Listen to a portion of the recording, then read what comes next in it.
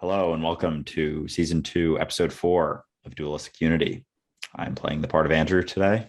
And I'm going to continue to play the part of Ray because identifying as such limits the intensity of my potential. Love it. So, yeah, we were just chatting for a little while. I was able to slide the intro in, but just about sort of the reality of freedom and waking up, and how people, I think, a lot of times when people are going through their own sort of hell or anxieties or depression, they think of the other end must be all sunshine and rainbows. And while not to downplay anyone's, depression, anxiety, anything like that, but the other side isn't necessarily always sunshine and rainbows all the time. It's like a different type of existence, and the things that maybe you used to cling to in order to feel a little bit better when you were in a certain type of mentality, they aren't as readily available. Or not to say they aren't as readily available, they are still readily available, but because you are in a different mentality, you know that that isn't what's actually going to make you feel better long term. It's kind of like reaching for a bar of chocolate when you're craving something, and you shouldn't, sort of thing. Like, you can, but it's not going to make you feel better. It's just going to give you that temporary sort of feeling. So just been going back and forth about that a little bit, but yeah, absolutely. Well, it's a lot like the question. Well, you bike. I assume you have a bike, or you had a bike outside of New York. Do you bike around? Is the question. I do. They have city bike stations Fair in enough. Manhattan. Would you ever put training wheels on your bike? No, Why? because I know how to ride a bike and it's more fun without the Because training it's wheels. more fun without them. But you have to let go of the false certainty and the false comfort that those training wheels provide. Right. Yes. That's very much the development of our ego, right? We use these reasons to motivate ourselves to grow. We use these reasons to inspire ourselves to avoid certain bad habits. We use these reasons to try and help ourselves develop over time. But just like training wheels, if we continue to use them, it limits our movement, it limits our freedom, it limits what's available and what's possible to us. But it's just that false comfort. Even when we're strong enough and have the ability to find our own balance, it's our fear of being responsible for that balance that tends to hold us back. But once we decide, I don't want to stay within the comfort of my discomfort, I don't want to stay within the confines of what I've dictated is possible, I want to see what else is there, then you have to let go of that certainty. You have to let go of those training wheels. But that means you also have to be willing to fall. And as long as you think that falling is going to diminish your value, it's terrifying. You never want to do that. It's not until you start to question that falling has anything to do with your value at all, that you start to realize it's through falling that you learn to get back up. It's through the experience of risking everything that you learn what you're capable of. And so it is very much like, we want something, we want to be free. And then we get free and we go, oh God, I want to be comforted. And it's like, well, that's normal, because you've been comforted by fictions for so very long that you haven't experienced the joy and the excitement of being free. Like, you've been in the nest, being secure and comfortable and protected by your ego, but it has limited you from being able to fly. And flight is terrifying. It's supposed to be terrifying. That's why it's so much fun. I like that analogy of being in the nest a lot, because I think, and just from my own experience, sort of existing in the way that our society promotes that sort of feeling of comfort and security and stability is a lot like being in the nest. And very few people have ever tried to fly. And if you don't jump out of that, you'll never know whether you can fly. You can't fly while you're hanging out in the nest. So I think that analogy resonates quite a bit, because I feel like in my life now, my feelings about things are just very different. Like, for example, today I got asked to be interviewed by the New York local news, the CBS Channel 2. So anyone who's listening, if you are in the New York area, that'll be on some news segment. I'll probably post it in Discord when I find out when it's going to be posted, but they're interviewing me about having a side gig and saving money and just my mentality about that. And so you'll be able to watch the interview at some point, but just my mentality going into it was much different than it used to be. I didn't have fear going into it at all.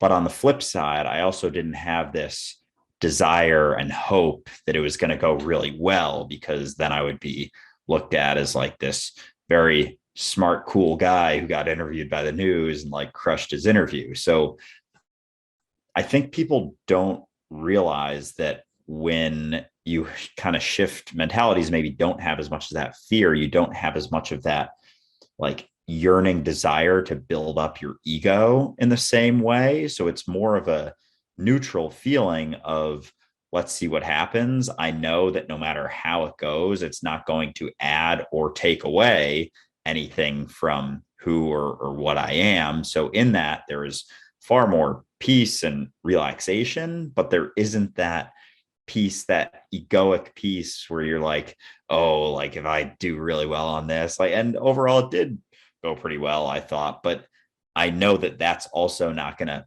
build me up and make me more. So it's just a very interesting feeling. And yeah, it's different. So it's something I think I'm sort of got to get used to a little bit. And it's not a, a bad feeling in any way. It's a totally different ball game, basically. Totally. Well, it's very much like the difference between being an adventurer, say like in the Lord of the Rings, and being riddled with doubt on the adventure, as opposed to being on the adventure paying attention to what's happening on the adventure, right? Like it's not about what this means about me so much as, sweet, we just opened up a new path I didn't know was here. Let's find out what that's about. And that's very much, what your interview was. It's like, oh, this is something that happened that opened up a bunch of possibilities that weren't open before. I wonder what this is going to do. And so rather than it being about goals, it becomes more about wonder, about just watching things unfold, right? And it kind of becomes the same kind of, how do I put this? It's like watching a bowl of oil. Say you have a bowl of water with some oil on the top and you drop some dish liquid in there and the dish liquid hits the oil and everything just disperses, right? That's very much what it becomes like when you are clear and aware. Everything you drop yourself into, every pool of oil that you drop yourself into, you're just watching the effect that you have over that pool. So whenever you go into a social situation, whether it go to the bar, you go to a coffee shop, you go to work, you are carrying your clarity with you. You're changing everything. So you're not only changing your own opportunities and the things that you see as possible, but you're also changing the opportunities and the possibilities of everybody who's interacting with you, simply because you're so far outside of the script that they imagine is going to be happening. So your freedom becomes its own action without you having to do anything. You just have to be yourself, which is what you're doing anyway. But it becomes very different. It's not, I'm going to do this and it's going to make me a better person, or it's going to make me more complete. It's, I'm going to do this and let's see what it does with me, right? Let's see what happens. And it's a very different thing in that you don't worry about the outcome, outside of course, of recognizing that whatever that outcome is, you are going to be involved with it, right? So it's always responsibility and accountability, but it's never fear in the same way that it used to be. It might be caution, especially if you're doing something that's dangerous, right? But fear is a different feeling. Fear of failure is really what drags us back. But we don't identify, if we don't identify with the failure, it's not failure. It's just another step towards success and growth. Yeah, it's almost like who's failing in that sense. And without as much me, like we were talking before the podcast started, how I oftentimes am interacting with people or walking around and kind of forget almost that I'm Andrew, like this character that's other people are portraying in different ways. And without that idea of me, kind of thinking back to one of my higher dose trips when I was walking around New York, it felt like I was almost walking on a treadmill, and it wasn't me moving forward through space. It was that everything was moving behind me in space, and I still feel that all the time. And when I remember that sort of feeling, it hits me again, but without as much sense of me. It's just, and seeing myself as everything, it's just I am this sort of piece of awareness having influence here and now in wherever piece of space that I am in the moment.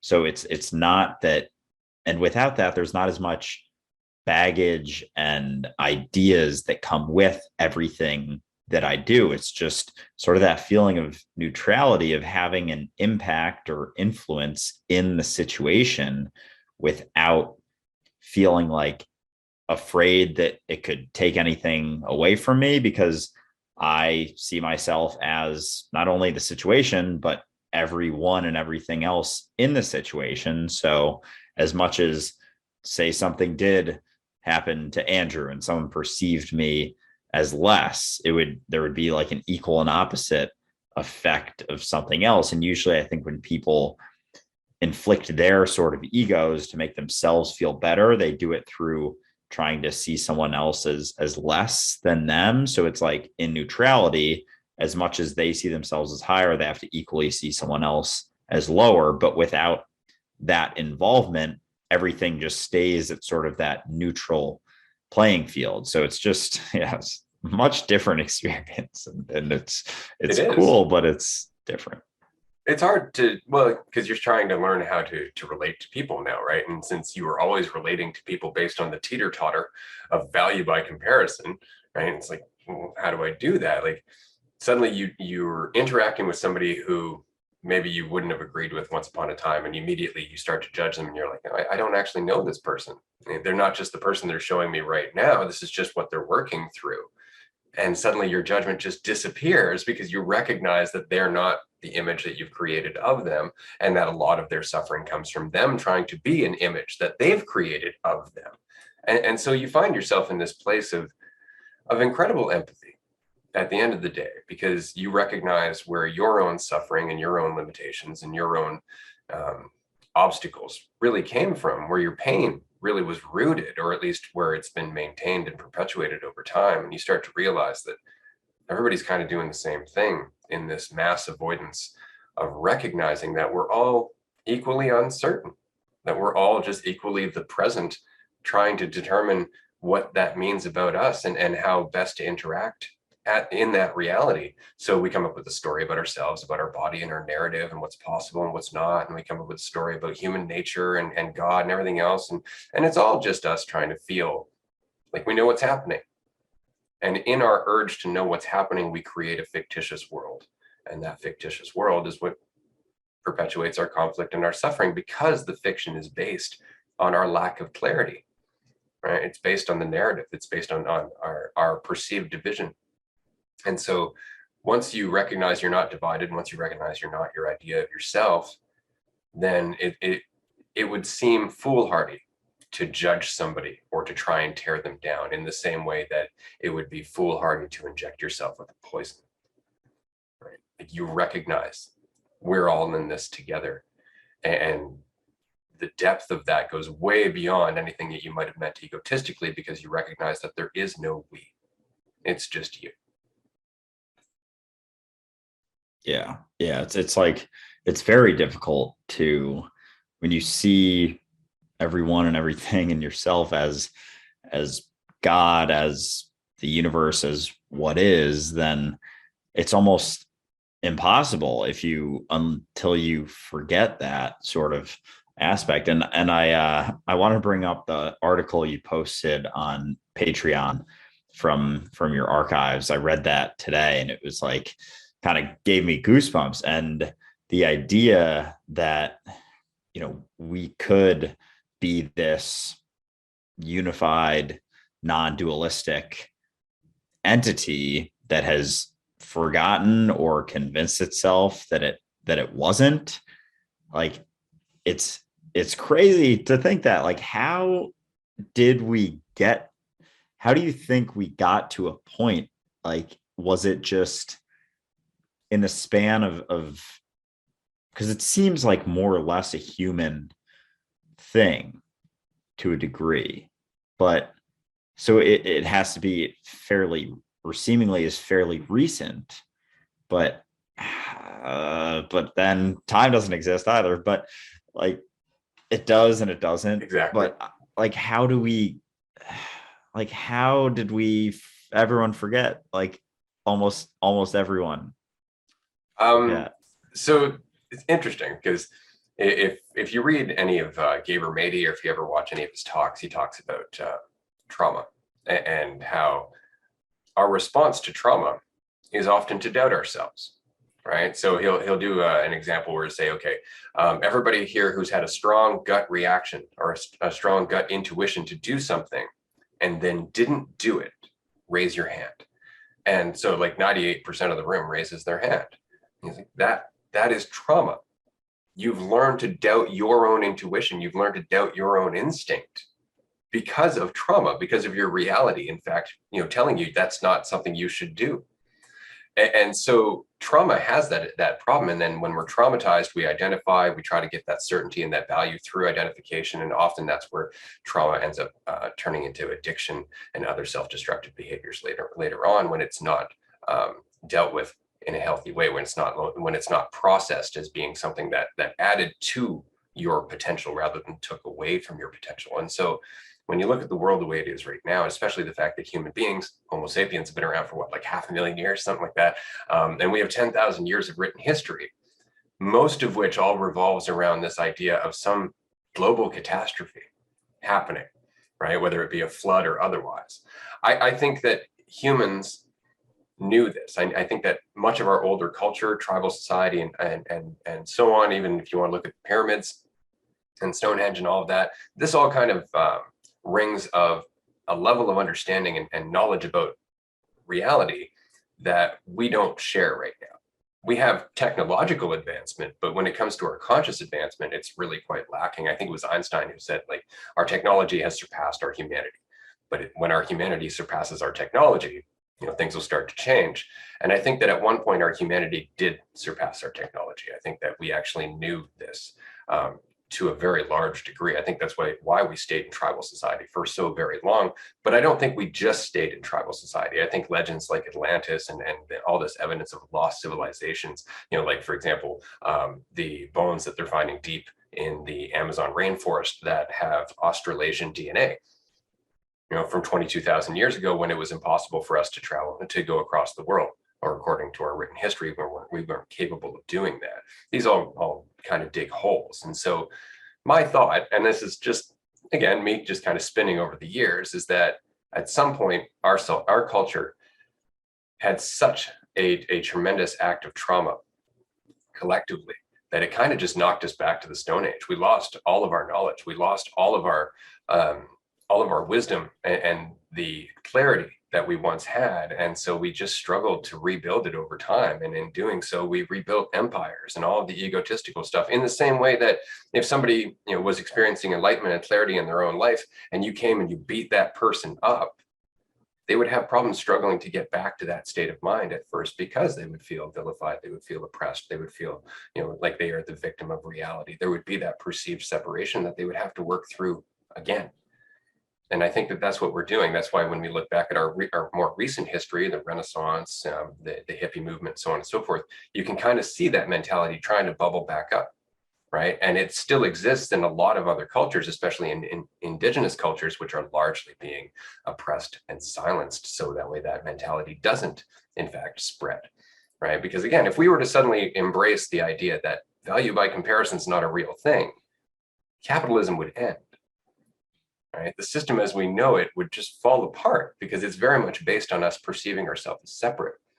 So I think that it's just, we ended up here out of some traumatic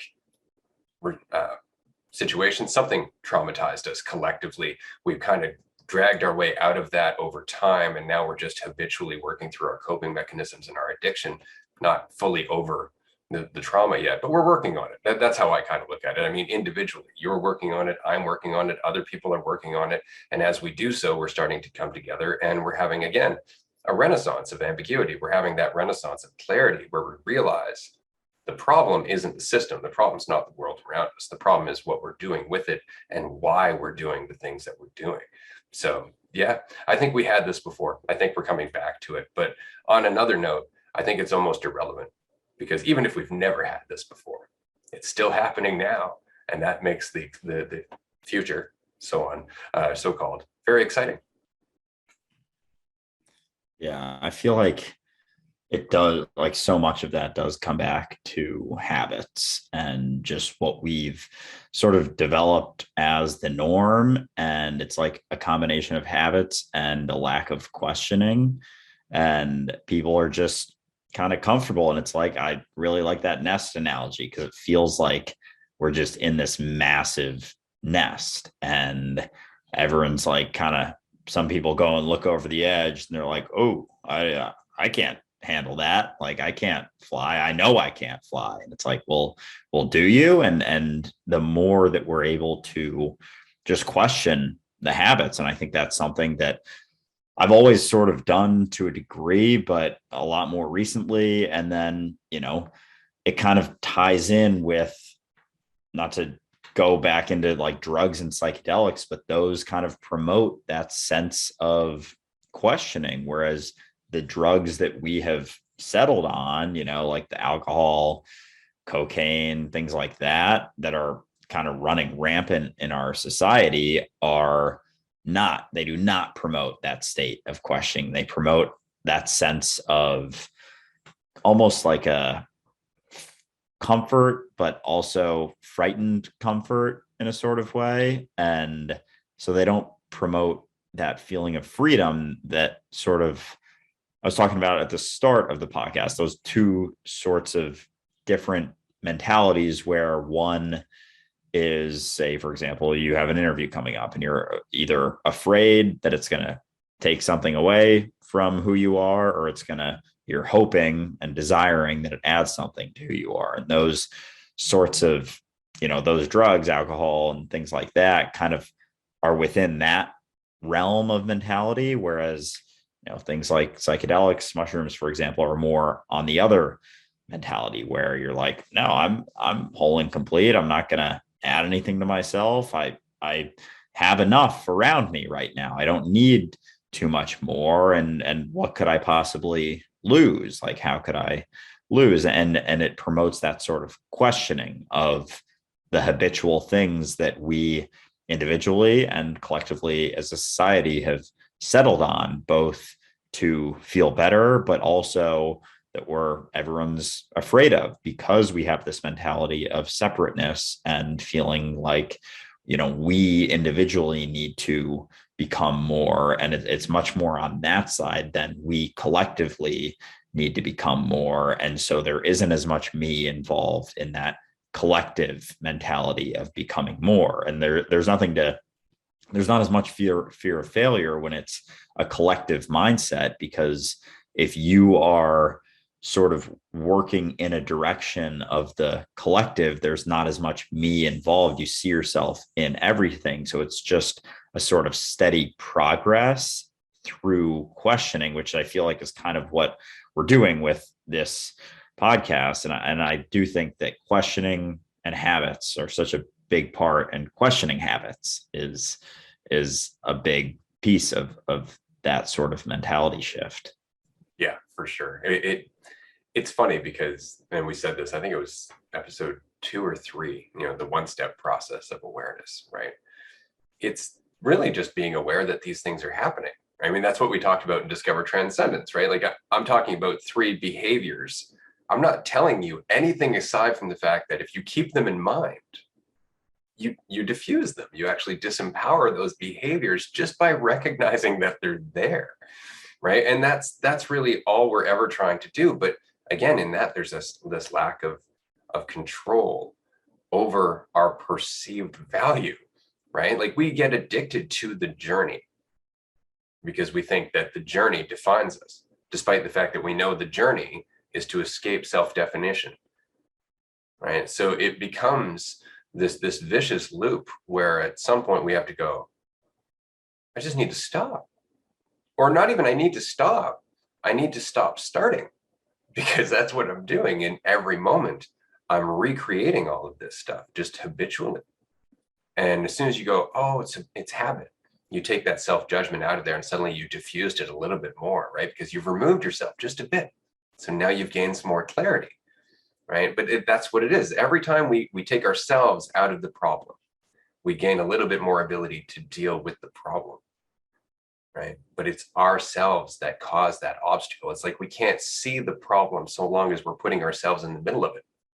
And so as soon as we go, oh, it's not about me, our brain goes, okay, now I can work on this.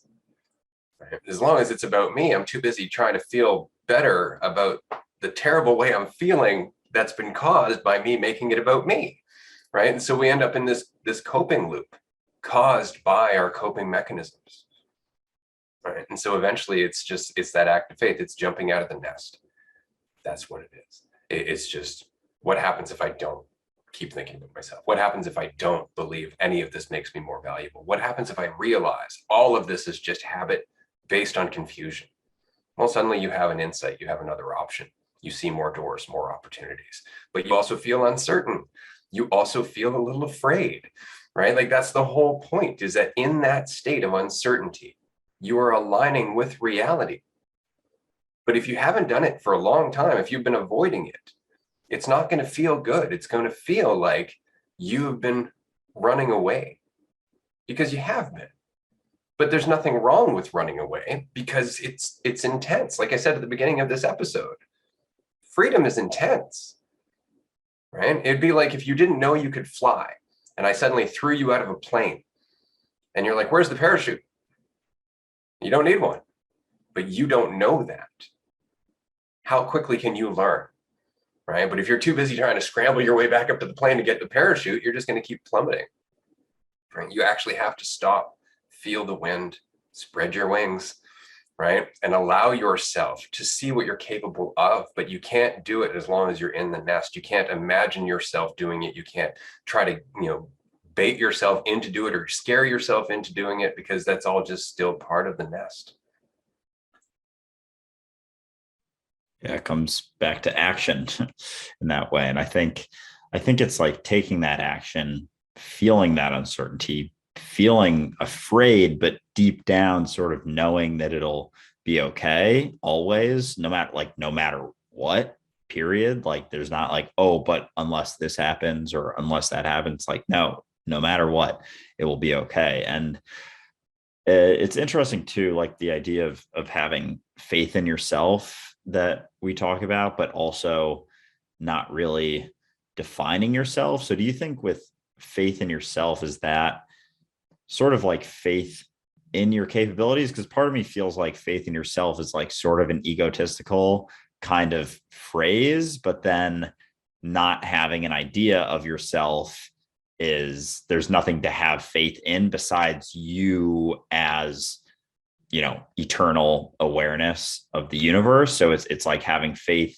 in that as opposed to having faith in this ego identity character of Andrew. But it's like having faith in yourself is almost a step in that direction, because, as opposed to not having faith in yourself, but it can very easily turn into like this emboldened ego identity of like, I guess confidence, but like too far, to the point that you are still seeing yourself as separate. And it's kind of like just on that same spectrum of fearing, desiring, fearing you'll become less, wanting to become more. And if you gain a sort of type of confidence, then you're still seeing yourself as separate, even if you have this positive identity with like a ton of faith in this ego, as opposed to having less sense of self. And sort of that's like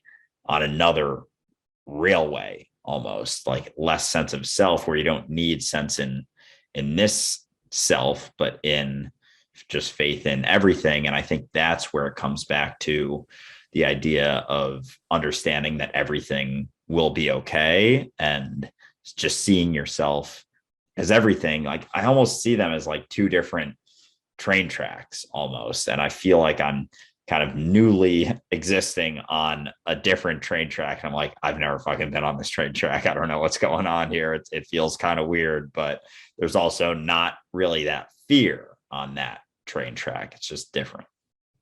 Yeah, and I love talking to you, man. So it really comes down to so faith is like the eye of a needle that once you're through, you can just keep going, and it keeps getting more and more and more refined until you disappear, right? And so even faith in yourself is still egotistical, as you said, right? But it is a step in the right direction. At least you're not passing responsibility off to something that's external. You're not passing it off to a fiction. So you're like, okay, I'll handle it. I'll handle this. And that's a stage or a step into seeing what you're capable of, or rather at least seeing that your ideas that you're not capable aren't necessarily truth. And so you start to get your idea out of the way a little bit, but then you start to run into the idea of faith in yourself, not as you who you are as your idea of yourself, but as whatever it is that you are in reality, serving whatever purpose.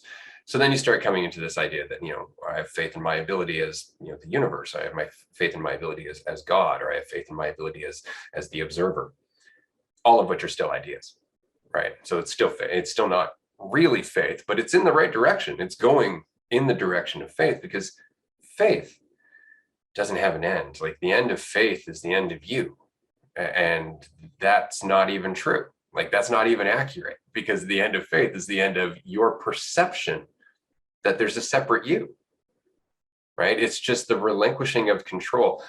In the first Matrix movie, one of the best scenes in the movie is when Neo is fighting Morpheus for the very first time. And Morpheus is telling him, like, it's not your body, it's your mind. Like, you're holding yourself back. It's like, stop trying to hit me and hit me. Right? Faith is the same way. Stop trying to have faith. That's not faith, right? Stop having faith. That's not faith, right? Like, it's just where you are without this, or with the cessation of a narrative that goes with that. Like, you're not trying to make yourself feel better in any way, shape, or form. You're not trying to cognitively feel like you're in control. You're just allowing intelligence to act, or rather for intelligence to be what it is, as an expression of the moment that you're in. And that level of faith is not faith. I mean, that goes beyond the concept. That goes to the reality of just alignment, of unity. It's the experience of being at the end of the day. And that's the funny part about all of these things, is that we use these words: being, God, faith, presence. It's all describing the same state of being. It's all describing the same awareness that we are, that we tend to run from, because there's no security, or there's no illusion of conceptual walls that we live within. Somebody once said to me, like, your pool is super deep. I'm like, my pool doesn't have any edges. Like, there's no walls in my pool at all, right? And it's, you have to learn to live there if you're going to embrace freedom, if you want to see what it is you're capable of when you're not telling yourself what that is. Then you have to at least just accept that it's not going to feel comfortable at first. It doesn't feel comfortable at first, because the idea of comfort is related to my idea of me.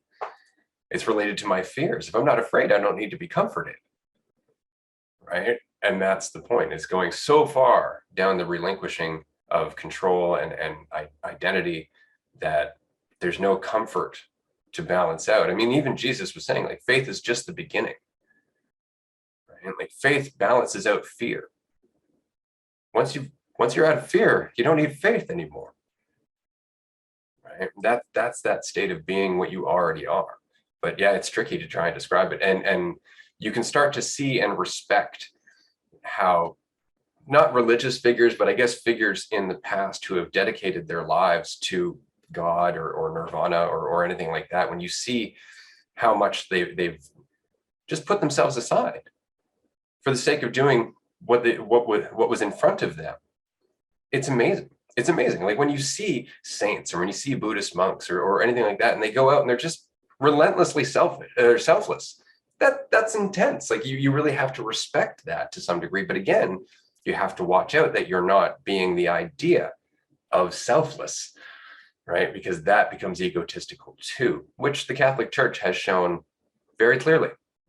Yeah, it's like something you can't really study or read about, or even we do our best, but express very well. Like it's hard to do it justice because, like reality isn't words. What you are isn't words. It's not a description. Like faith, that sort of faith, it's the eye of a needle, it isn't words. It can be tough, but so it's almost something you have to experience. Once you do experience those feelings, it becomes much clearer and much more obvious. Those sorts of ideas of not needing faith in yourself. It's like, well, what self are you having faith in? But until you realize that it's almost like seeing yourself from a third person perspective in a way, like seeing that Andrew is a part of this whole. But it's not that I am Andrew separate from this whole. It's that I, but then, I have some capabilities here and now to have influence. Like I can move my hands and make sounds with my mouth that other people understand. But there is just such a different feeling with that. And until you feel that, it's hard to express. Like I was actually in Tampa a few weeks ago. I was on a walk with my little brother, and I was trying to explain to him that feeling I had. I was like explaining, my last big mushroom trip, I felt like everything was moving behind me and I was just on a treadmill. Like, if you think of that, think for a second that, we're walking forward, but that we're kind of just like on a treadmill and everything else is moving backwards. Can you like imagine that? And he was like, dude, no, I have no idea what you're talking about. Like we're clearly walking forward on this sidewalk right now. And I was like, oh, damn. Okay.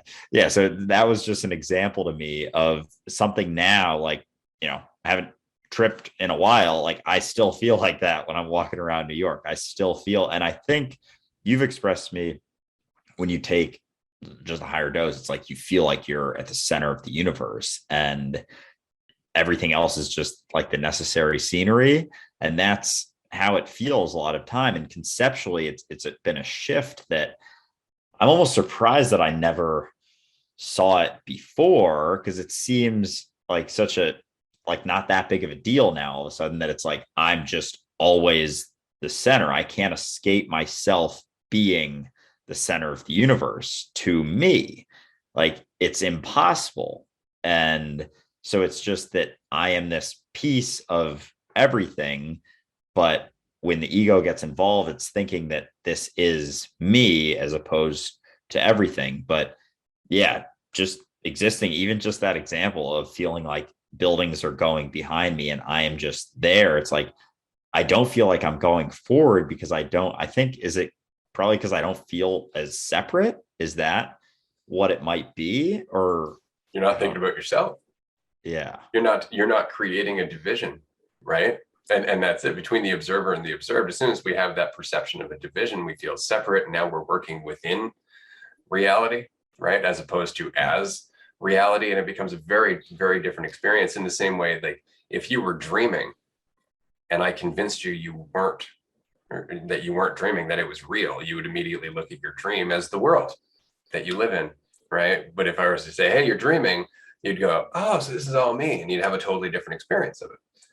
Right. And that's very much the difference. It's funny. I posted this video from The Simpsons on Discord. I don't know if you saw it. It was from a Simpsons intro that I watched years and years ago. It must have been 20 years ago. But basically, it's the intro where they all go and they sit on the couch, and then it zooms out of the couch, over the house, over the earth, back out, sees the galaxy and the solar system and everything else, and all the other galaxies, and then all those galaxies start to come together into larger clusters of galaxies, and then those come together into essentially DNA strands, and it keeps zooming out and outside of Homer's eye. So it goes full circle out to the universe and then back out through Homer's mind. And then he's just like, whoa. And it's awesome. It's awesome. And essentially that in reverse is more accurate to the truth, right? Because You are the awareness of reality, which means that to you, the only universe that you really experience is your awareness of that universe, right? Your awareness is the universe to you. Without your awareness, there is no universe, right? And your entire experience of the universe is through your awareness. So your awareness is the entirety of your existence. That's it. And all of the possible things that you could perceive or know or learn about, whether it be galaxies or other forms of life or anything else, are still within your awareness. You can imagine them right now, right? And it's because everything possible is within your awareness. And the universe is an expression of everything possible. So it's that paradox again, where it's like you are within the universe that is solely within your awareness. So there's no inner and outer. There's no external or internal. There's no me separate from the universe, right? It's all just what it is. And that insight in itself just stops the debate. Like, that's it. There's no more God to reach for. Now it just comes down to, well, what do you want to do now? And that's what we need culturally. That's what we need globally, is to have that conversation from that standpoint. It's like, oh, we've just been kind of like beating around the bush this whole time. Maybe we should fix things up and clean up this mess. But we lack the clarity to do so because of those conceptual divisions, because we don't see ourselves as the environment. So we don't care. Yeah, damn. That is a mind fuck right there.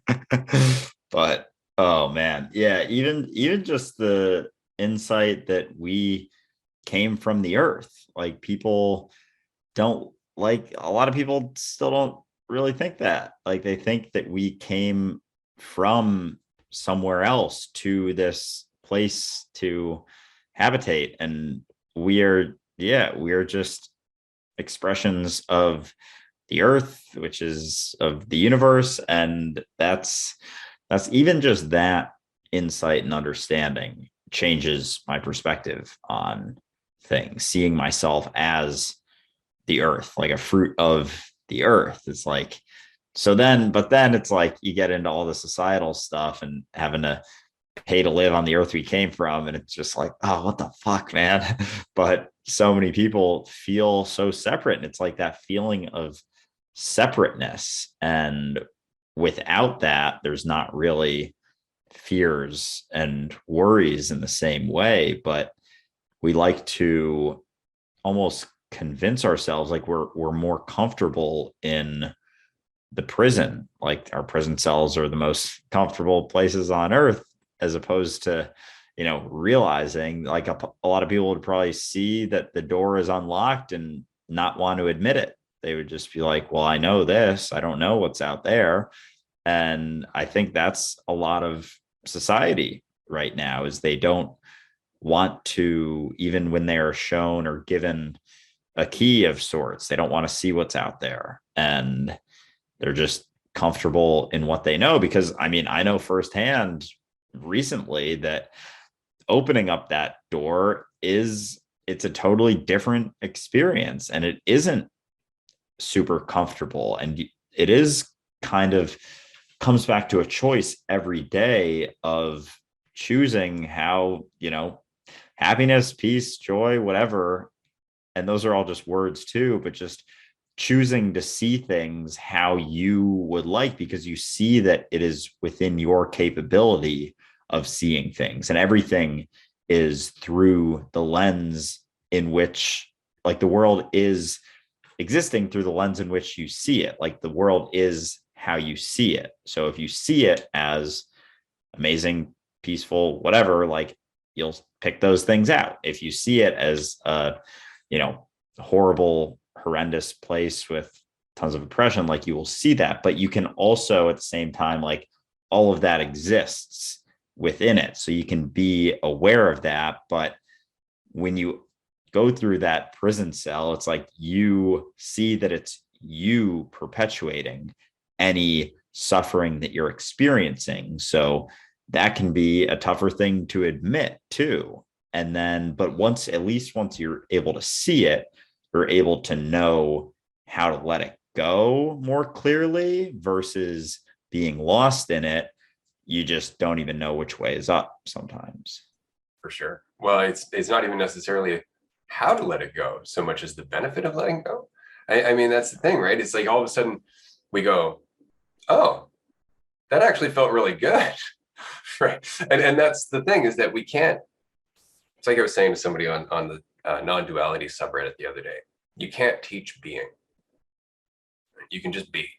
And then people will want to share that with you because you're enjoying yourself so very much, right? But you can't teach being. As soon as you try, you're teaching an idea, and that idea is a reflection of your own prison. So all you're really doing is sharing the prison, right? And so it's not about teaching anything. It's just about bringing down your walls, right? Like once you're aware of your own walls and how they come up and what reinforces them, and you're able to kind of chip away at them, as instead of just habitually creating them, you just habitually create a little less. Like there's a few less layers each time, simply because you've realized letting go of the walls is what allows you to feel reality, right? It's kind of like wearing a big rubber coat and then wondering why we can't feel the rain. Right? So you can't feel the rain because you're protecting yourself from it, right? And that's exactly what our ego does. Our concepts do. They provide a wall between us and the reality, and allow ourselves to kind of ease ourselves into it without feeling necessarily threatened or afraid. And again, the problem with that is that then we never actually experience it. We only experience the wall that we're still holding onto. It's just like in relationships, right? Like if you have an idea of your partner, that's who you have a relationship with, not your partner. Your idea of your partner. You're interacting with your assumptions about that person, in which case they're not what you're looking at. And if you get blindsided by that person making a decision you don't understand or can't relate to or didn't see coming, it's because of that blindness that you've created for yourself in your assumptions and your image of that person. Right. And the same is true for ourselves. And so the only way for us to really find that flow, because that's what it is, it really is. It's just like we were talking about last episode in terms of a murmuration of birds, right? We are so caught up in ourselves that we're literally, if we were a murmuration, we just run into each other and hit the ground. Like we are just, we don't have that ability to feel the movement of everybody around us because we're so caught up inside our barriers that we can't feel them moving. So the more we let that happen, the more we start to realize a different form of intelligence, which is, again, the difference between conceptually teaching you this is how to catch a baseball, and drawing you a diagram of the thrower and the ball in the air and the person with the glove. And this is the concept of how a baseball is thrown, as opposed to just throwing a ball at you and watching your intelligence play out, right? You're not thinking about yourself. Your intelligence just comes into full swing. That's what we are. We are that intelligence. And if we just throw that into every situation without limiting it, constricting it, saying what it can and cannot do, we would actually start to see what's possible. But that's true, not just individually, but collectively. And it's what we lack. And that's why we reach for large structures. Like it's not just good enough that we have democracy in, say, New York City or in New York State. Now we need democracy across the United States, under one centralized power, one centralized organization. It's like, okay, but now you're making rules for huge groups of people that don't know each other. They have completely different priorities. They have completely different needs. They have completely different cultures and perspectives of themselves and what a community needs, right? And we just go, no, there's more security if it's all just uniform. And it's because we lack faith in one another. We lack faith that the Lego movie, it's a perfect example. Right? Everybody's a master builder, but Lord Business wants everything to be perfect according to his idea of what's perfect, right? It's not just let people express, let the world become what it will become if we allow it to. It's no, we have an idea of what it needs to become based on my fears and my preferences. And so that's what the world has become a structure according to the fears and preferences of a very narrow class of society that has been so removed from the actual suffering and conflict that the rest of us are going through for so very long that the system they're perpetuating is strictly for their own comfort. It has nothing to do with us. It's just about perpetuating the system that allows them to live the way that they live. And you could say, well, they're evil. I think of it more in terms of just lack of perspective.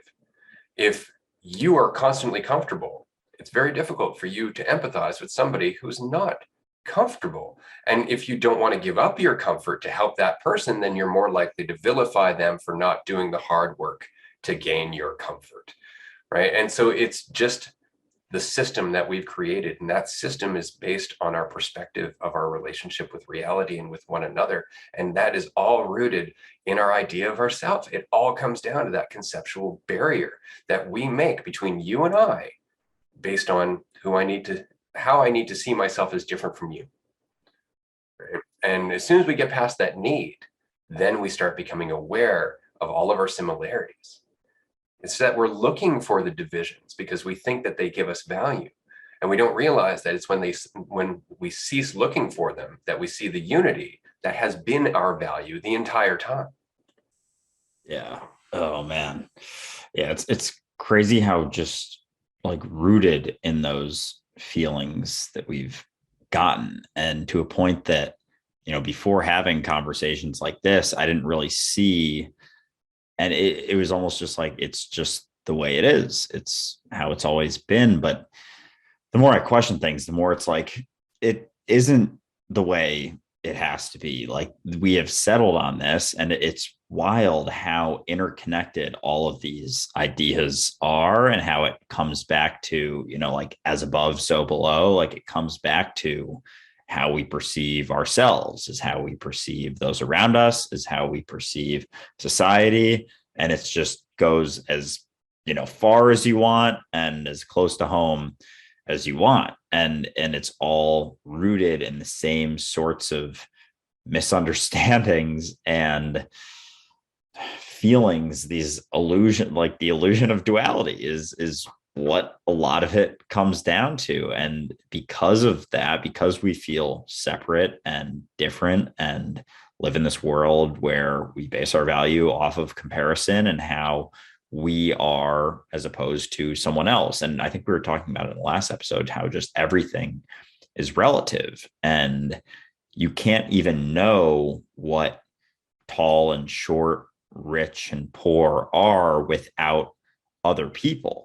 So coming back to understanding yourself and really questioning your needs and desires without the veil of comparison, I think will help to lead to far more feelings of peace and unity and kind of freedom and all of that stuff. But as long as you're existing in a world of comparison, you will never feel like you're enough, never have enough, because in any category that you compare yourself in with someone else, there's always people who are above and always people who are below. Even if there's one category, say you are the richest person on earth, there's like thousands of other categories you can compare yourself to someone with. Maybe someone else has more love in their life. Maybe someone else has a better family. Maybe someone else has, is in better shape. Any of those, like, you can go, no one is like top of all of those things. So as long as you're existing in that frame of mind, there will always be feelings of, egotistical boosts followed by feelings of lack, no matter how you want to split that out. The mentality is what is driving those feelings. It's not any individual accomplishment or any cycle you can go through or place that you can get to. It's the mentality itself. It's you. It's your idea of yourself that's in the way and not allowing, it's blinding you from getting to a point of freedom and peace and happiness and joy and all of that, because you can't fully get there through that mentality of fear and desire and comparison. And as long as we're existing in comparison in our society, it'll always remain that sort of way. And those senses of lack will always be there no matter what. Exactly. It's funny. I reposted an old video. I was just kind of rambling one day. I was just like, that's kind of interesting. I think I actually started the video with, I'm not sure where this is going. But it was very much about the fact that because we identify and because identity immediately creates a conceptual division between us and reality. Identity always lacks. And so as soon as we're identifying, the end result becomes a need, because it's the solution to our lack, which is why we get tunnel vision, which is why we get so caught up in getting to the end result, is because of our identity, right? The identity is what drives the lack. Whereas if we didn't identify, it would just be a journey without any need whatsoever, right? So it really comes back to just identification. And I wanted to address this because it's the same thing I was saying earlier about the one-step process. It's that it's not about letting go of identification. Identification's fun. It's nice to be able to say, hey, Andrew, how's it going? Right? It's that we take it as truth. That's it. That's all it is that we take it as truth. An illusion that you see through ceases to be an illusion. A trap that you know is a trap is no longer a trap. Right? So it's not about, perfecting a life without ego.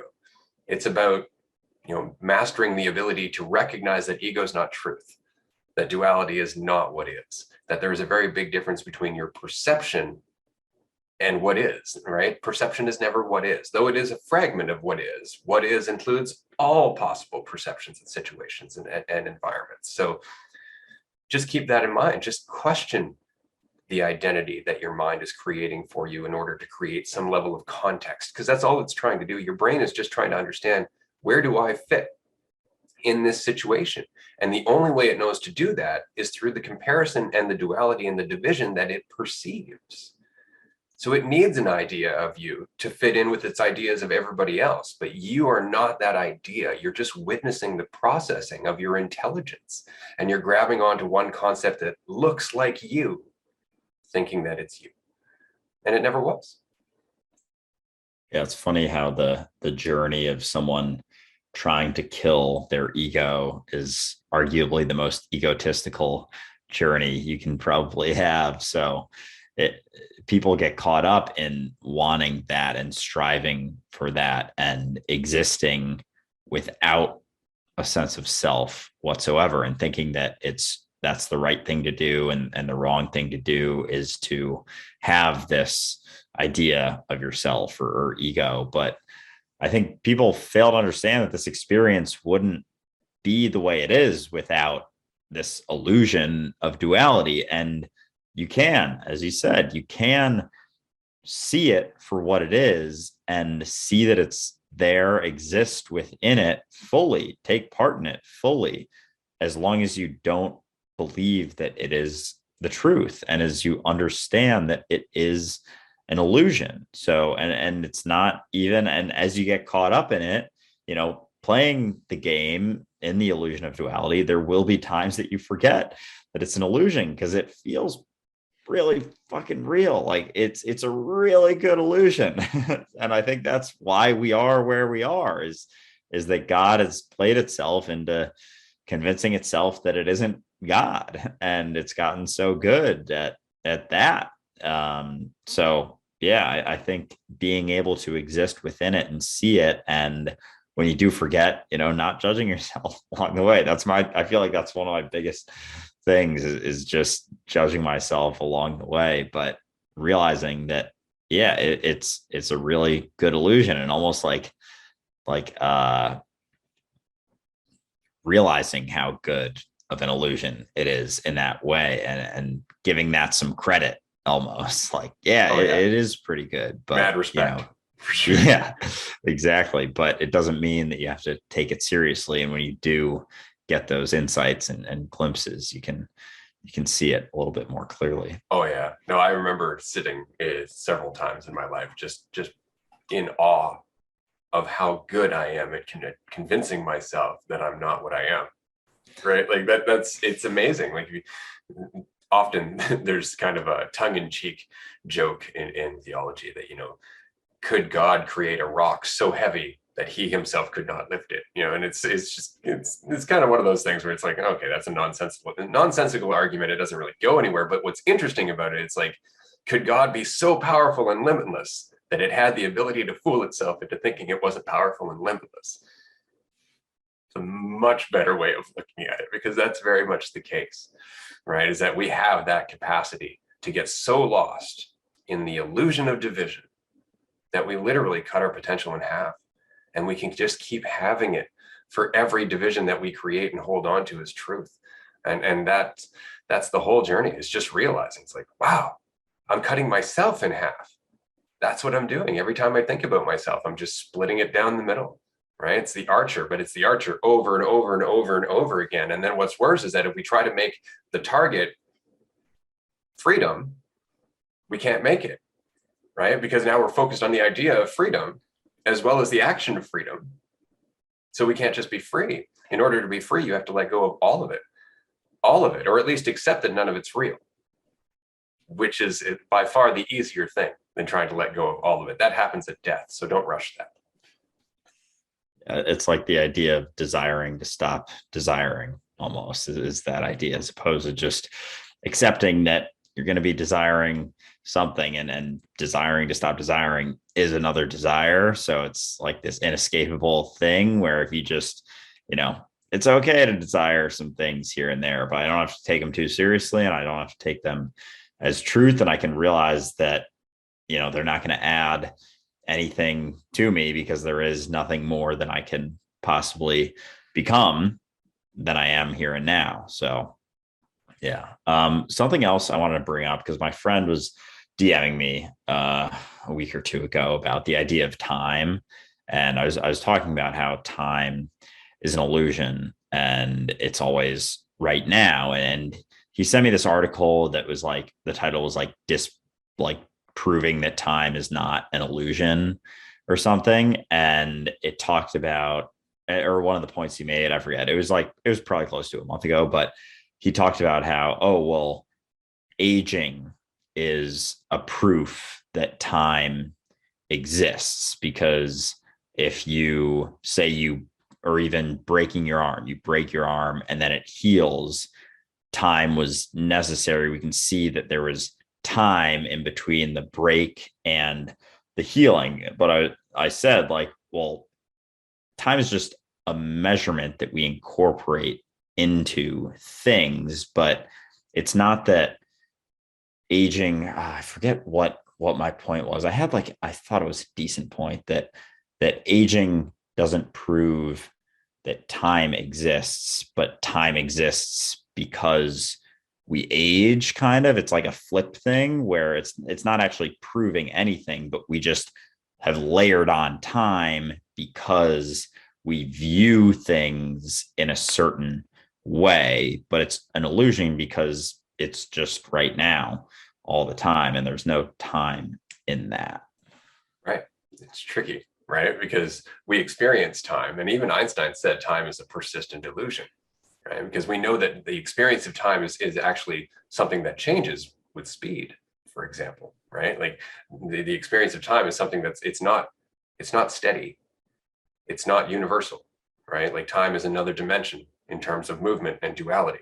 So there is the experience of time, but the reality is there's only ever now, right? That's all that's ever the case. But now is in constant flux. It's in constant, what we perceive to be change. See, like every moment exists in potential, in the moment, in the present moment.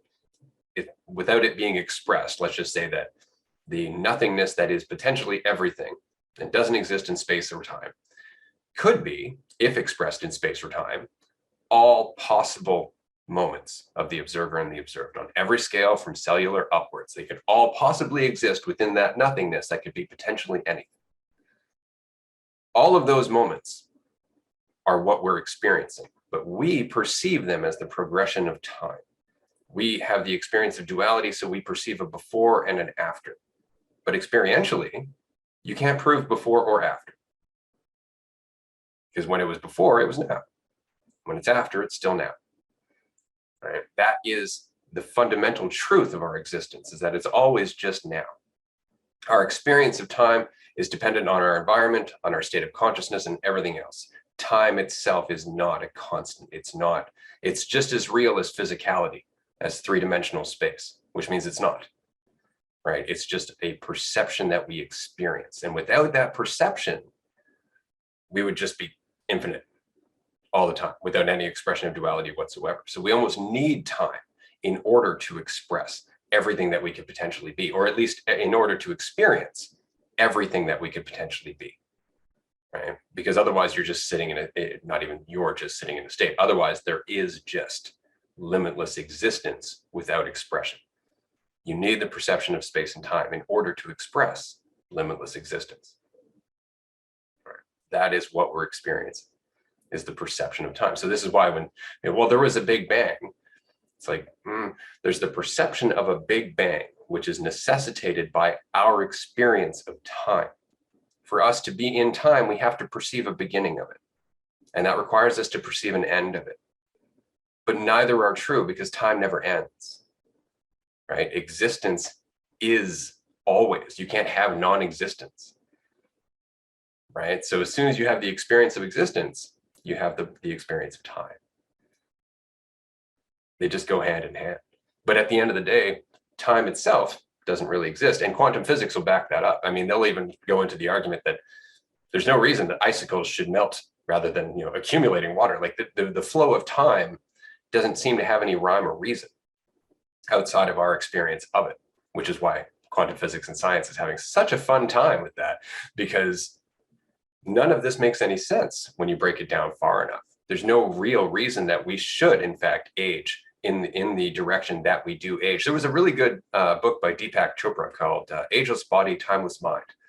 And he actually goes into some of the research regarding our genetics and regarding how our perception of time actually changes our physiological progression, how it actually changes how we age physically, right? So there's way more to the experience of time as it progresses, or as we perceive it progressing, than just, it's 2022 on this date at this time. It's like, that's just a way of keeping track of the rate of change. That's all it is. That's all we're ever doing when we're looking at time, is we're just trying to keep track of the changes, right? Or the changes that we perceive, but it's always just now. It's always now. That will never end, because that's all that is. Yeah, it's interesting just sometimes thinking about that it's not 2022, it's not Monday, it's none of those things. It's just right now. And it kind of, seeing that knocks you into the moment in a certain profound way when you see, because I feel like a lot of our society too just kind of settles on that understanding, like, no, it's Monday right now. It's like, says who? Like, it's just random stuff that, and even that though, people say, well, there's, because 24 hours in a day, the time between sunrise to sunset to sunrise, and all of those things can be measured. So yes, these are just labels, but there's still all of the ways that our planets interact together, and with all of those things are measured in a certain way. And while they're not exact, it's still stemming from something. So while it is right now, there are still certain approximate amounts of times between sunrises and things like that. Point, isn't it? Right? Like, we pay attention to cycles and we assume that that's indicative of time. But if we didn't have those cycles, like say the Earth didn't revolve around the sun, so we didn't have the progression of seasons, how would you keep track of the change? How would you keep track of time? Right? It's actually the changes, the cycles of change that we keep track of, and we go, aha, that's how we'll keep track of time. Like, the cycles of the moon, the cycle of the sun, the cycle of our solar systems, things like that. Like, to us, that's how we keep track of time. We're like, aha, a cycle, 7 days is a week, 30 days is a month, 365 days is a year, right? And the only reason we can do that is because our physical environment has cycles that we can use to keep track, right? But if it wasn't for those cycles, we would only ever be left with now, unchanging, with no way to keep track of it. It would almost be pointless to have a clock that's 24 hours if the sun never goes down.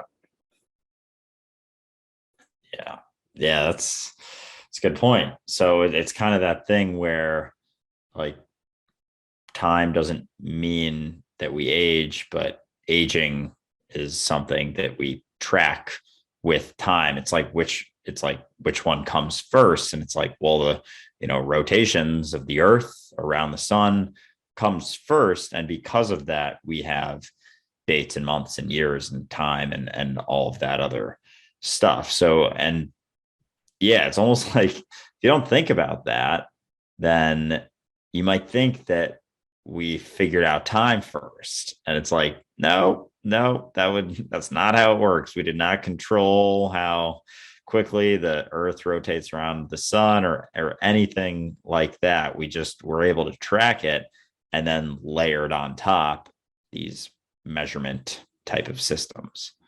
Yeah.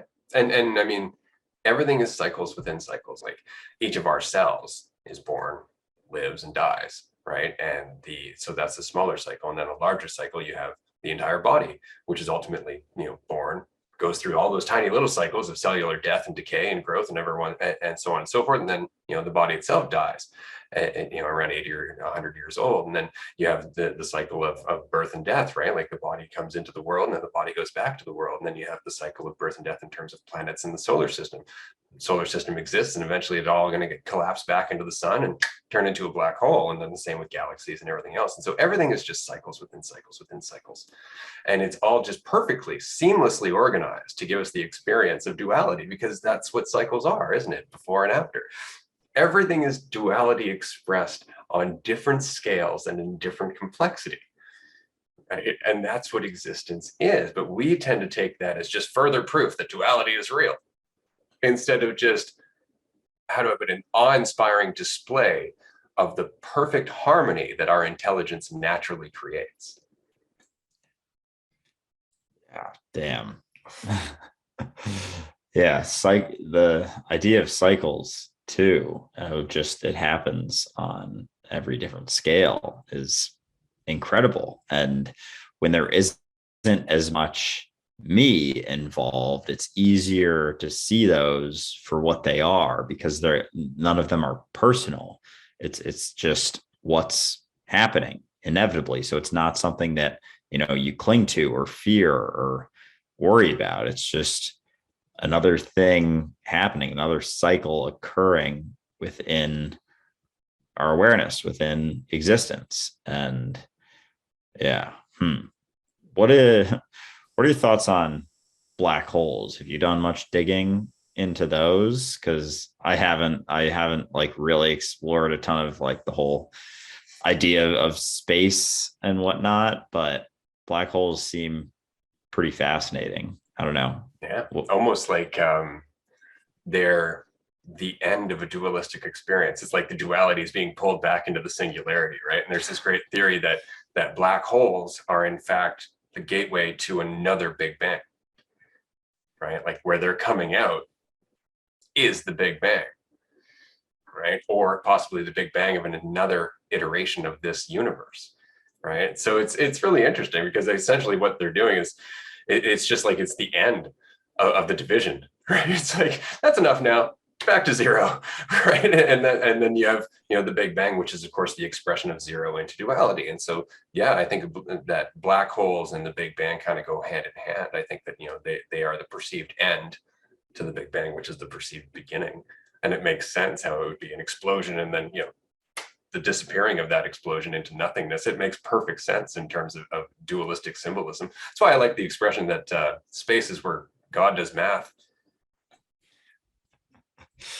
Yeah, seriously. Damn. That's pretty cool. So you've talked before about the idea of anything that could be possible is possible, or anything we could imagine from, a Lord of the Rings type universe or world to, I don't know, some child cartoon type world, if it exists within our awareness. Like within that reason. is something.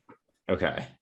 So what I mean is that, so if you watch the Lord of the Rings, for example, you will see hobbits and orcs and elves and Gandalf and all this fun stuff. And I'm not saying that that specific exact situation exists within duality, but that perception of that specific exact situation exists somewhere within duality. So give me an example. I was at the pet store the other day because my daughter has a gecko. So I actively, or rather, I regularly have to go to the pet store to buy crickets to feed my gecko. And so we went to the store, got some crickets. Well, one cricket, as they were piling them into the bag, escaped, got onto the floor and just started kind of hopping around the pet store. My immediate thought was that cricket is about to have an epic journey, right? And if you were to think of it, and if you were to make that cricket's journey and change it just slightly to a human being in a giant world that he doesn't understand, surrounded by giants, you would have a bestseller of a book, right? And that cricket is experiencing that in its own world, from its own perspective, from its own limitations, right? That's what I mean, is that all experiences, perceptions of them or otherwise, exist within reality. Now, you can take that if you really want to and say, well, is it possible that the exact situation in The Lord of the Rings does exist? Yeah, of course it is, because reality is eternal, right? Eternity is a very long time. Like, there's no way to really describe how long eternity is. And so the universe is 13.5 billion years old. Well, on a timeline of eternity, that's not even a dot, right? We could have literally created and destroyed and created and destroyed the universe as we see it right now infinite times by now, and we wouldn't even know, because eternity is a long time. Right? I ran across this book once. I think I told you this, but I'm going to share it again because it's a great visual for expressing it. Basically, imagine a giant granite stone that's 100 feet high and 100 feet wide. And every year, the tiniest little bird flies by and scrapes its beak against the stone once. By the time that bird once a year, not that bird, but let's say the bird that comes by every year, has worn that stone down to nothing, you have one day in the span of eternity. Damn. Right? Yeah. That's that stuff that blows your mind. Like when you start looking at the actual reality behind the concept of limitless and infinite, it's awe-inspiring. It really is. Like, it really makes you go, wow, we really don't know. Like, we don't know anything. We're like, oh, the universe is such and such years old. It's like, based on what? Based on your perception of time, right? Based on how you perceive, like, oh, the Big Bang was the beginning. And now they're like, well, we don't know that. I mean, it might be expanding and contracting. It might be, you don't know. You don't know. What you're doing is you're just making guesses based on what you can logically perceive to be the truth, based on your perception of your relationship with reality, right? And that's always going to be the case. That's why, as useful as science is, as useful as philosophy is, as useful as all of this stuff really can be in terms of gaining insight and evolving our world or adapting to our world, it can also set us back in terms of us assuming that just because something has been the case, it will always be the case, right? And this is why, people will say, well, what about the constants in the physical universe? This is actually a question that we had. It's like, if there are infinite realities, if there are infinite iterations of the universe, do they all have the same laws of physics? And that's a great question. It really comes down to the difference between deductive reasoning and inductive reasoning, which is why science doesn't go towards inductive reasoning. It's always deductive reasoning. It's always, this has been the case forever in our observations, therefore it will continue to be the case. This is the speed of light. This is the speed of sound. Inductive reasoning is, yeah, it's always been the case, but it doesn't necessarily mean it always will be the case, right? And that is the whole in all of our arguments, is that it's always based on observation and the assumption of constant, right? And so we don't really know. So to answer the question of what's possible in the universe, everything, because each universe is going to have ultimately its own rules. It's going to have its own structure, its own embodiment of what it is, basically. And so all we can really say is how things work here. That's pretty much it. And we can do that only based on observation. And even in our observation, there are holes, like, for example, the experience of time not being constant. Yeah, it's fascinating how what you just said about deductive versus inductive reasoning on a grand scale of physics and the universe is the same way we apply it to ourselves. And that's sort of deductive reasoning. Oh, I've done this in the past, so therefore I feel like I can do it again. Oh, I haven't done this in the past, or I've done this poorly in the past, so therefore I will do this poorly again in the future. And it's like having this idea of yourself. And I was thinking more about the video I want to do about just like a interview, and I want to figure out a way to like name it something to like kind of catch people from the start, because I think the end is kind of funny, and it's basically going to be this guy sits down. It's just going to be me sitting at my desk, probably in a tie maybe or something, and it's going to ask the guy something like, tell me about yourself, or who are you? And then the guy starts saying, and it'll just be me. So it'll be like, well, my name is Andrew. I grew up in Minneapolis. I went to Penn and played baseball. And the guy stops him and he's like, whoa, whoa, whoa. But you can't use the past. And then it's like, well, how am I supposed to do it? And then it goes back to the other guy. Well, are you your past, or are you right now? Because you can't be both. And the guy's like, oh, shit. I guess I'm right now, right? He's like, ding, ding, ding. And then it goes back to the guy. And I want to end it where it's like it clips back to the guy who's asking, and then the chair's empty. And it's like it was him talking to himself, kind of like a Fight Club type deal. And that sort of situation is what I'm thinking. But it's, yeah, just getting that idea across that you aren't your past and settling in that uncertainty. It's like one of the quotes we have up that's being voted on now is what is it exactly? It's like there's more potential in accepting we don't know what's possible than pretending that we do. And I just wanted to mention quickly, actually, that the vote for, so we're creating some stickers for dualistic unity. I just wanted to update everybody here. The stickers are going to be basically plastered all over the place. We've got some followers who would like to help us promote in different cities. And so these stickers are going to be going up in high traffic areas, basically with just a quote from Andrew or I, just to share some insights with people as they're going about their day. Of course, there's going to be a little QR code on there so they can scan it and come to the podcast if they'd like to. But the messages are very much just, you are whole and complete in yourself. And so what we did was we created 4 quotes for Andrew, 4 quotes for me. And we put them on the Discord server, and we opened it up for voting for our members. And they've come up with 2 for Andrew and 2 for me. And that will be going on to Patreon this week for the final vote. So if you would like to have a final say on this vote, do join us on Patreon. You can vote for which stickers we're going to be creating. And of course, as a Patreon supporter, if you would like a few copies of that sticker to put in your own neighborhood, you just have to let us know, and then we'll mail you some. Yeah, looking forward to getting those out there.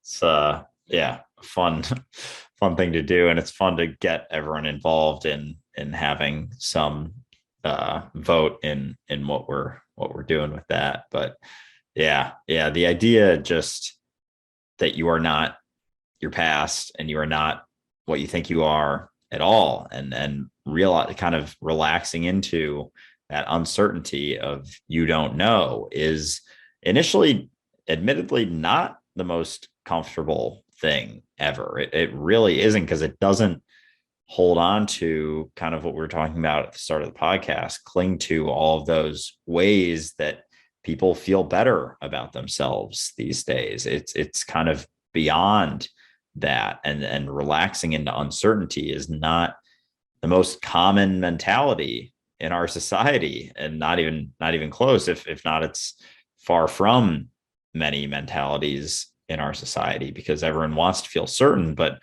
realizing that nothing is ever certain, there is a sort of eventual comfort in that, because initially you think that everything you're trying to do is be certain about the uncertain. So it's like this loop that you're like running in a hamster wheel almost, and thinking that there's like a donkey with a carrot on the end of its stick, thinking that this is going to solve things for you. And it never is, until you realize that uncertainty is reality. Uncertainty is the norm. And then you sort of relax into that. You're like, I don't know what's possible. I don't know what I'm capable of. I don't know what we're capable of, what I, as the universe, is capable of. But let's find out. But if you aren't here now and you're existing in a mentality that's always focused on the past or the future, you won't experience that sort of visual of what is capable, because you're always so caught up in thinking or trying to figure out what's capable, which is a future focused mindset. And you're trying to figure it out based on what has already happened in the past, using that sort of deductive reasoning. So that's never actually experiencing reality in the moment, which is the only place that it ever is. And in reality, the only place that you ever are. Yeah. Well, this is what Krishnamurti was always saying, right? It's that you want to experience the unknown, but you keep trying to do it through thinking, which is always based on the known. How can you get to the unknown? Everything you're creating is a product of the known. To get to the unknown, you have to stop being the known. Right? And that's again, that's that act of faith. That's that leap, right, that we're talking about. And again, it's something that happens over time. And what's interesting, I was discussing this with my wife the other day, and it was based on something that you had actually said was an idea. You were going to do a video from the bathroom, basically comparing the process of relaxing through this to taking a dump, as it were, right? And it's very much like that in terms of, as you start to practice this, as you start to realize, like, oh, I just need to relax, get myself out of the way, just kind of go through whatever it is I'm going through in terms of my life situation, you start feeling what I like to call compression, right? Your reality, because it's built on the opposite of this, is going to try and get you to identify. It's going to try and get you to dig into the idea of control. And when I say it's going to try, it's more accurate to say it is specifically designed to encourage and entice you to do that, to use those strategies.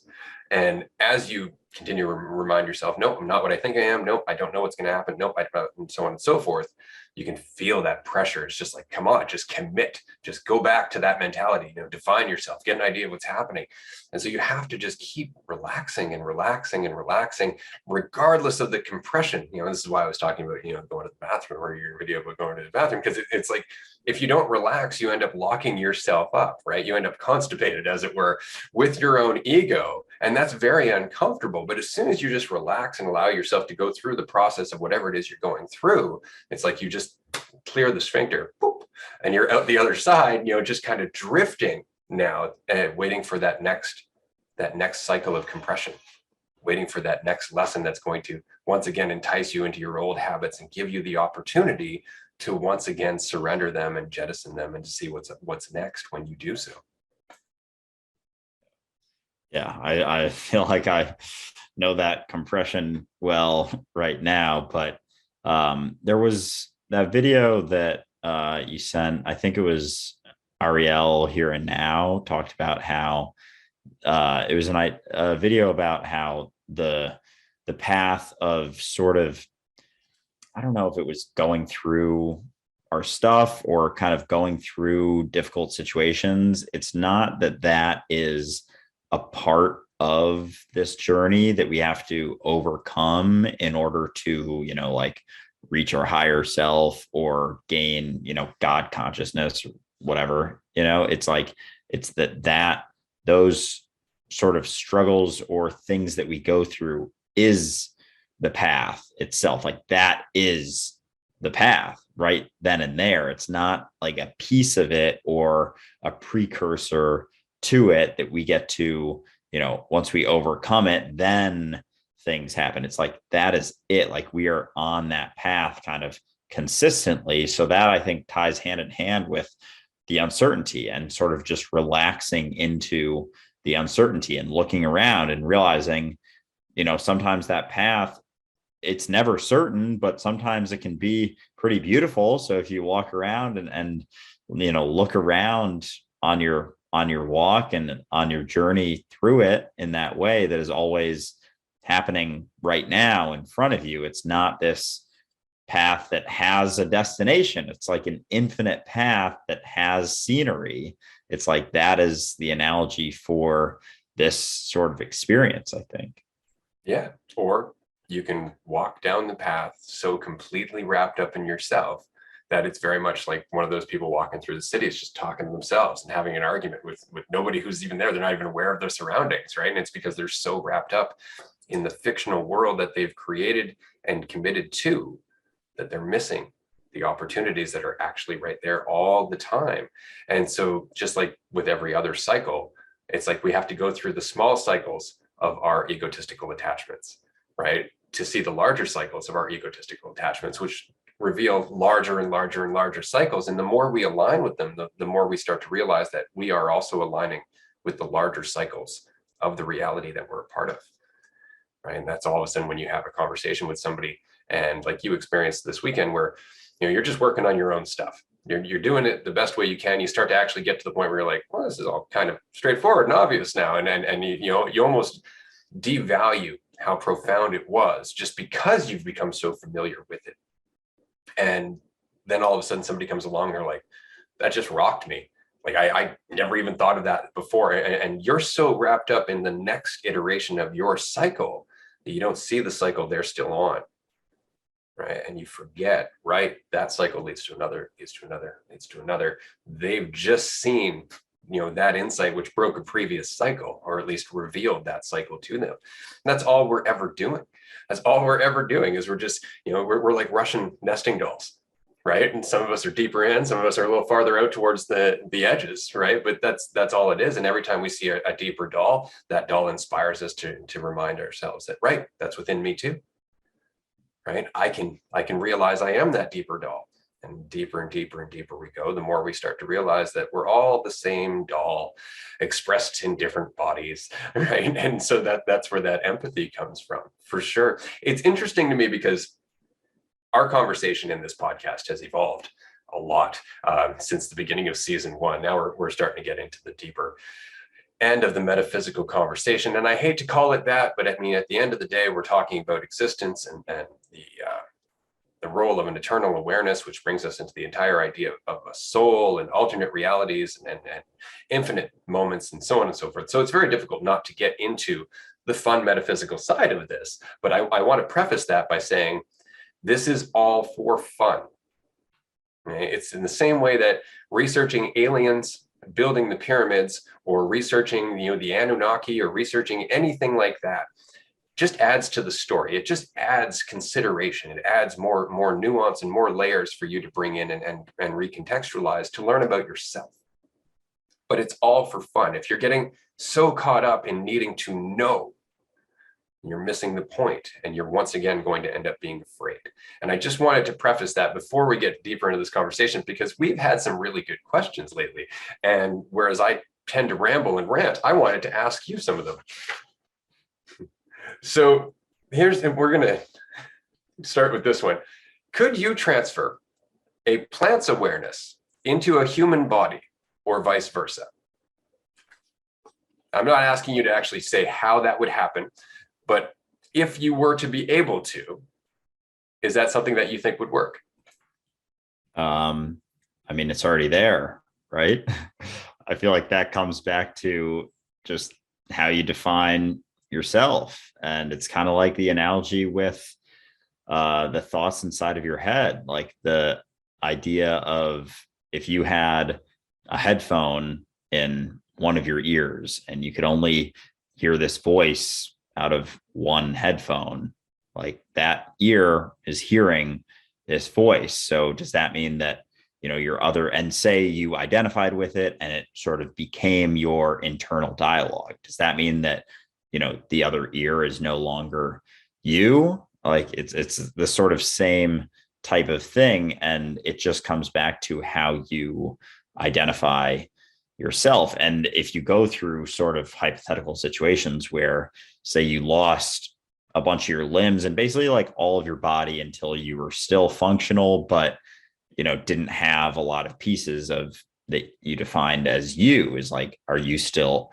you, or are you maybe not this body that you've been defined as? So it's like this awareness is already there. But something I'm curious about is like, there is still Not really, because space is an illusion. Also, I was going to say there is this like difference in, but there still is like this different in perspective and sort of like the condensed sort of spotlight consciousness that like Alan Watts talks about, like spotlight versus floodlight. And there is sort of like that difference in spotlight consciousness, how we, but it's still just a feeling. Cause like right now I'm looking at a screen in New York City.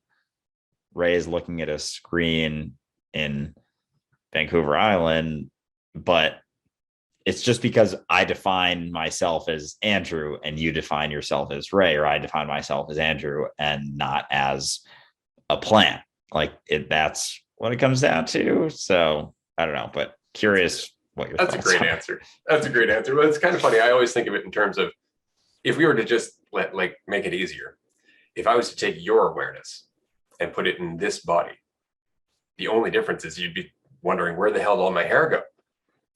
Right.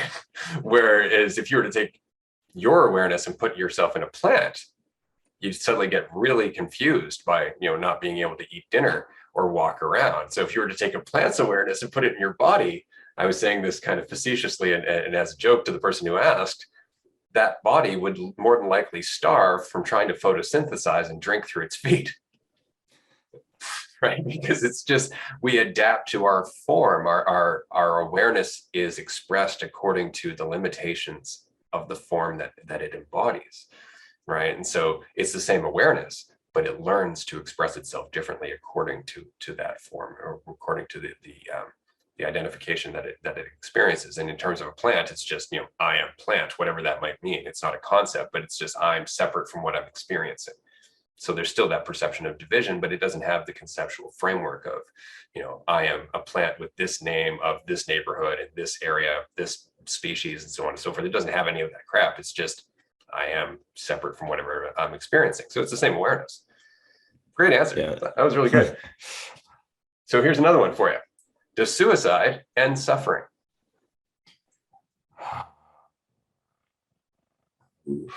I do not have much background in thinking about suicide, but No, but you do have a background in suffering.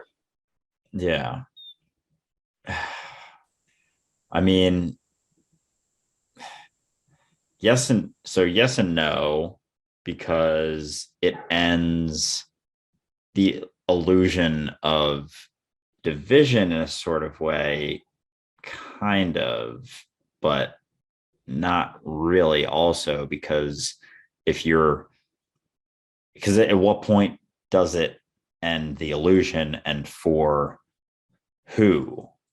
So like if in the moment that you kill yourself, you obviously have taken the illusion of duality as truth, because you think that this will change the situation and your situation, which you have identified with. And likely the reason that you are in that sort of situation to begin with is because you feel so separate, and it is stemming from your idea of yourself as being separate, because without those feelings of separateness, there is not suffering to that degree. There can be pain, certainly, and there can be hunger and all of those things, but that type of suffering that necessitates you to end this life in order for it to end isn't the same as that pain and hunger. It is a mental sort of suffering. So I don't know. That's Like I kind of, that's a good answer. I mean, but let's ask more specifically. Even if I were to kill myself, does that end the reality of suffering? no. No. Which means that in any form, awareness or me, in any form that has the awareness of being me, there's the potential for suffering, because suffering is part of duality. And so ending one life doesn't end life.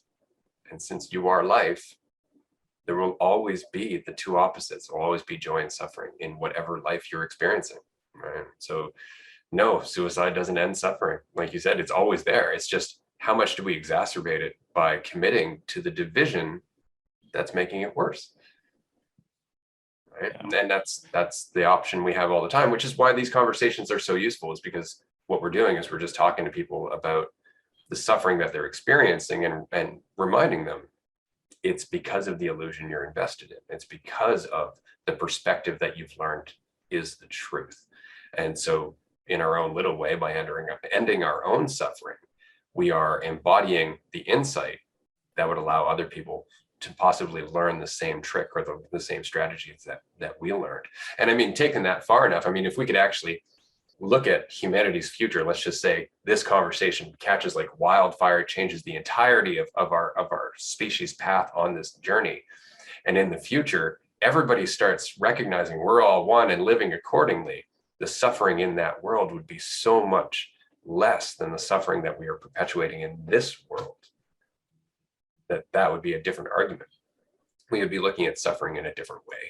But because the world that we are currently a part of, because of the mentality that created this world, there is so much suffering that we don't understand. Killing ourselves actually doesn't escape it. It just makes it worse, right? Because it just leaves more suffering for everybody who's still here, which is still you. Yeah. Yeah. I've thought about that too, in terms of just how animals and plants and other species don't commit suicide. There is no suicide in the animal kingdom, as far as I know, at least. But so, yeah, it does show, because there's still, pain in the animal kingdom. Certainly, I mean, their lifestyle, like we wake up, we don't have to worry about getting chased down by a, cheetah or something. Like, that's not part of our day anymore, or a lion at the bottom of our stairs outside of our apartment. Like, that's not something we deal with. But yeah, like, there isn't that level of identity self-perception that could lead to wanting to end this idea of you in that way. And so, yeah, I've just always found that interesting, the idea that it isn't something that exists outside of humanity, really. Right. Yeah, our survival instinct is actually like our instinct for self-preservation is pretty much hardwired until you get humans' capacity for getting in the way of it with conceptual ideas, right? It's like all of a sudden we completely override our biological programming. Like we rewrite the hardware by messing with the software. It's so interesting to watch ourselves do that. One more question for you.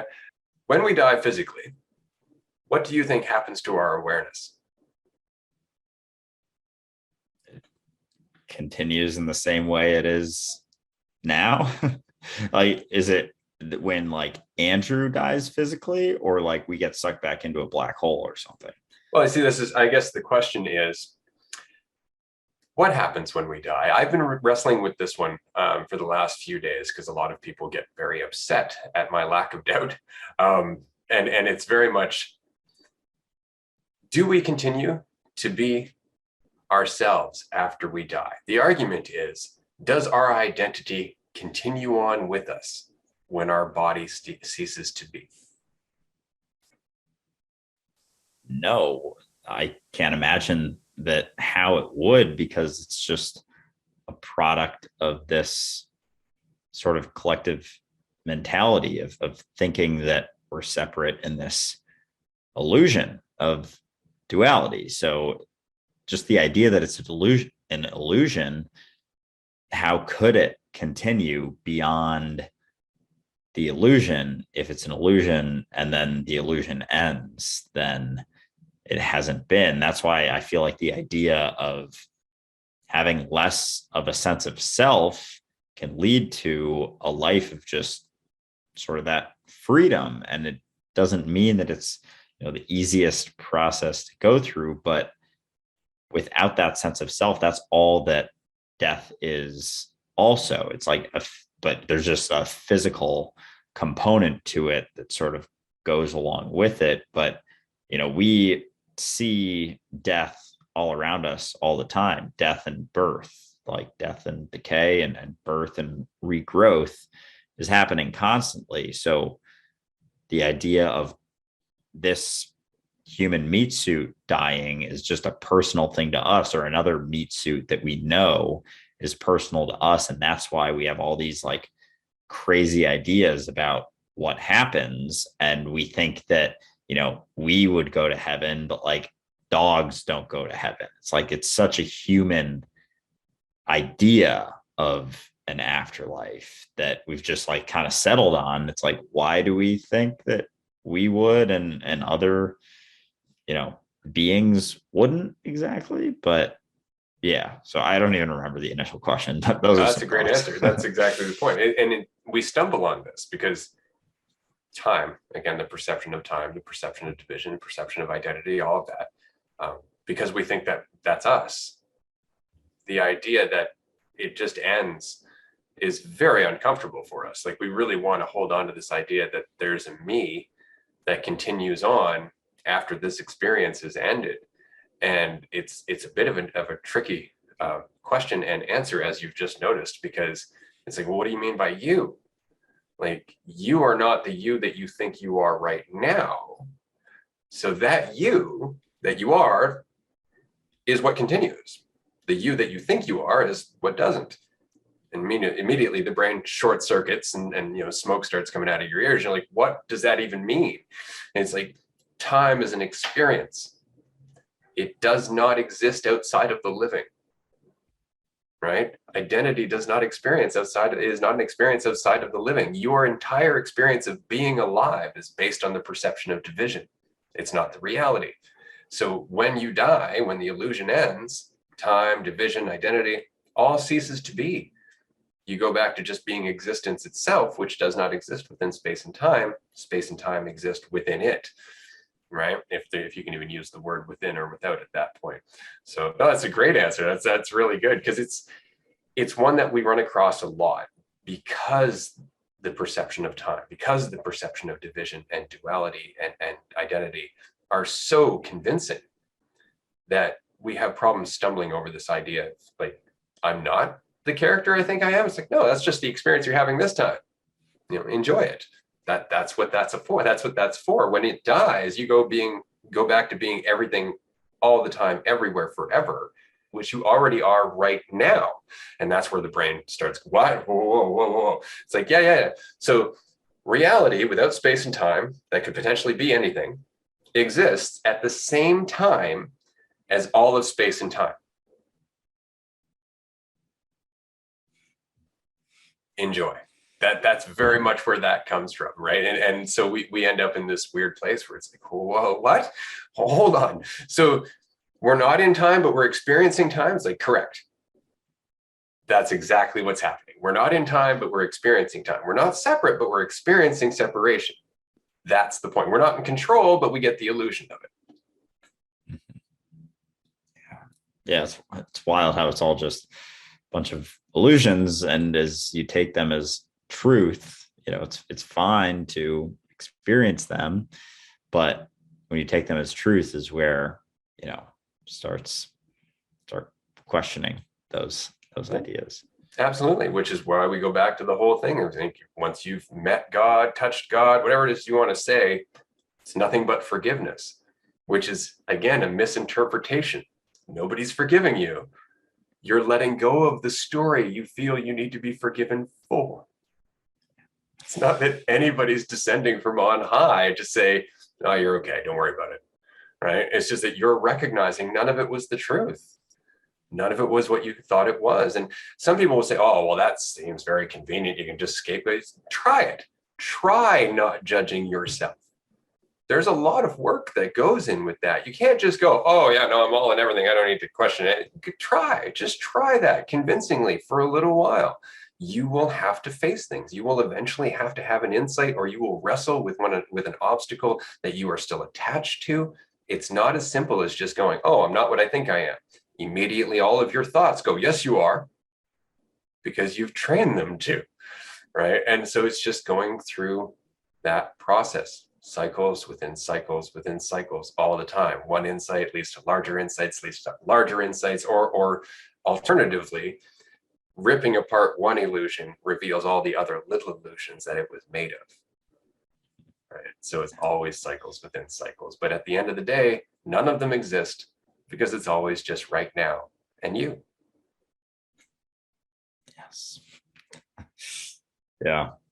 A lot of freedom in that understanding, but it's good fun for sure. We're coming up on the 2-hour mark, so we should probably wrap up this episode. This has been a lot of fun. I do want to reiterate to everybody that if you haven't joined us on Discord as yet, definitely do. The conversation is growing all the time. I'm just amazed by how many people are excited to be there and are reaching out to one another and helping one another along their paths. It's really inspiring to see. And of course, if you're not on Patreon, definitely do join us on Patreon. You can vote for the stickers that are coming up. You can keep track of what's happening with our new video that we're going to be working on, Beyond Transcendence.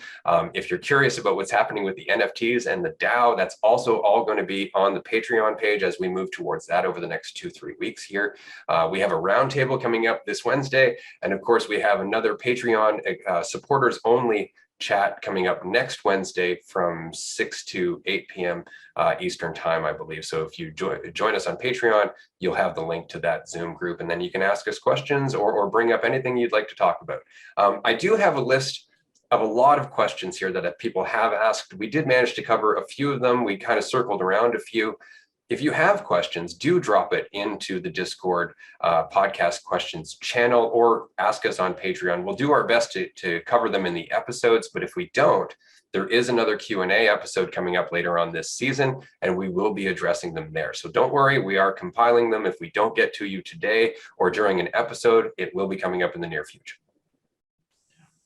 Yeah, I always enjoy the Q&A episodes. It almost makes it kind of like easier in a way to just rip through a bunch of questions and kind of not that we ever struggle with getting through episodes and finding things to talk about and going back and forth, but yeah, just I mean, we could, if we compiled 100 questions, we could have a 10-hour podcast session probably, but yeah, it'll happen one day, I'm sure, but yeah, we'll see. Absolutely. And that, our listeners are welcome to consider that a challenge because, as long as we have questions, we'll probably keep answering them. Admittedly, this is something Andrew and I were talking about for a long time, is that before I met Andrew, I wanted to create content before I got into TikTok, and I didn't. And it was largely because, left to my own devices, I don't really have any questions. And so I'm not thinking about a lot of things. And somebody actually asked, what's one question you'd like an answer to? I don't want an answer to any of my questions. If anything, I'd just like answers and continue to question. But when you do that enough, you start running out of questions to ask yourself, or more importantly, you start realizing that a lot of the questions you're asking yourself are actually avoidance of the answer that would be there alternatively. And so you end up in this kind of weird quiet space. And when I first met Andrew, he was in a point where he had nothing but questions, just questions, which was the entirety of season 1 for the most part, was us talking about questions. Now Andrew's coming to the point where it's application, right? It's not just theory, it's actually being in the field, working on this stuff as it pops up. And so our conversations revolve more around application than anything else. And so a lot of our conversations are going to go into the experience of awareness and how to work with that experience.